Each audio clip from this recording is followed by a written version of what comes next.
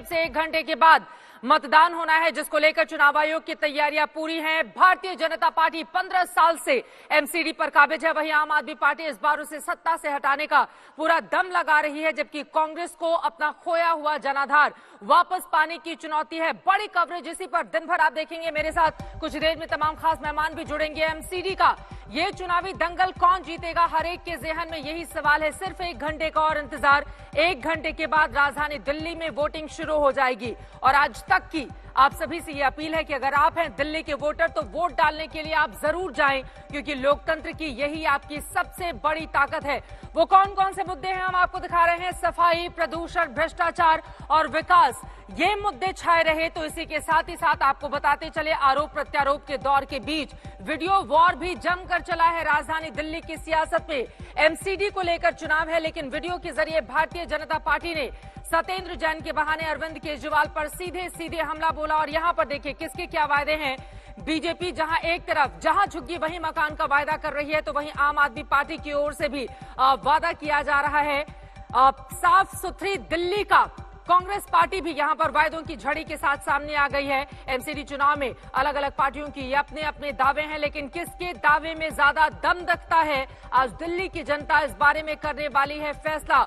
और यहां पर हम आपको दिखा रहे हैं पिछली बार का आंकड़ा, यानी कि पिछली बार जब चुनाव हुए थे तो भारतीय जनता पार्टी ने एक तरफा कैसे क्लीन स्वीप किया था। 181 सीटें जीती थी आम आदमी पार्टी ने, 48 सीटें जीती थी। कांग्रेस पार्टी का ग्राफ काफी ज्यादा नीचे आ गया था, जब 30 सीटों पर ही उसको जीत मिली थी, जबकि अन्य के खाते में 11 सीटें गई थी। लेकिन इस बार की स्थिति क्या होगी जब अलग अलग वार्ड के लिए जनता मतदान करने के लिए मतदान केंद्रों पर पहुंचेगी। दिल्ली में एमसीडी चुनाव के लिए आज होना है मतदान। चुनाव आयोग की पूरी तैयारी हो चुकी है। दिल्ली में हाल ही में परिसीमन के बाद ये पहला निकाय चुनाव होने जा रहा है। अधिकारियों ने पूरी दिल्ली में 13,638 पोलिंग बूथ बनाए हैं। कुल 56,000 ईवीएम का इस्तेमाल किया जाएगा। मतदान को लेकर कड़ी सुरक्षा व्यवस्था की गई है। कुल 250 वार्ड में वोटिंग होनी है। दिल्ली नगर निगम चुनाव अब से कुछ ही देर के बाद 1 घंटे के बाद वोटिंग शुरू हो जाएगी। यहां स्थानीय निकाय चुनाव में 250 वार्ड में कुल 1,349 उम्मीदवार मैदान में हैं, जिनकी किस्मत का आज होना है फैसला। सुबह 8 बजे से लेकर शाम 5:30 बजे तक वोट डाले जाएंगे, जबकि नतीजे 7 दिसंबर को सामने आएंगे। 1,45,00,000 से ज्यादा मतदाता अपने मताधिकार का इस्तेमाल करेंगे। 60 ड्रोन कैमरों से दिल्ली के चप्पे चप्पे पर नजर रखी जाएगी। और यहां पर हम आपको दिखा रहे हैं 1349 वो उम्मीदवार जिनकी किस्मत का फैसला अब से कुछ ही देर में शुरू हो जाएगा, जब दिल्ली की जनता वोटिंग करने के लिए निकलने लगेगी।